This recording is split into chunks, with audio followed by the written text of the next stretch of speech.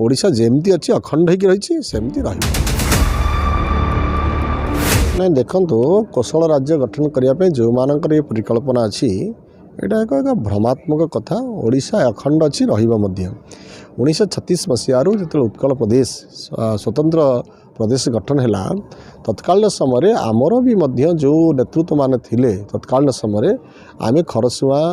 आउ झारखंड आज आम सड़ईकला खरसुआ को हर सारी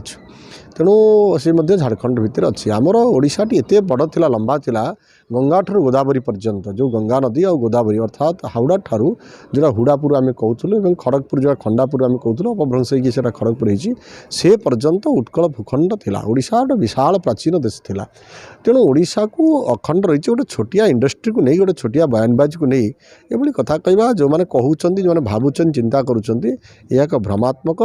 आम ओडिशा भाषा बहुत भाषा थिले भी से माने पश्चिम ओडिशा भाषा को नहीं कहते आम गोटे राज्य गठन करूँ मुझे आपण मानक माध्यम कहवाक चाहे आम 20 किलोमीटर दूर गले आमर भाषा परिवर्तन हो जाए मन करा मु भद्रक अच्छी बालेश्वर गले किमी जीवी खाइमी शोबी शब्दटा परिवर्तन हो जाए ये विविध भाषा थिले भी आम समस्ते गोटे राज्य लोक और आम उत्कल भूखंड जेमिति अच्छी सेमती रदौ कौन सी भाव विभागीकरण दि जापर जो मैंने एक भावुं से एक भ्रमात्मक भावुं या के संभव हेनी नहीं देखु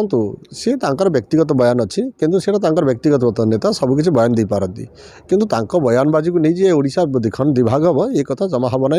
ओडिशा जेमती अच्छी अखंड होकर रही सेमती रही।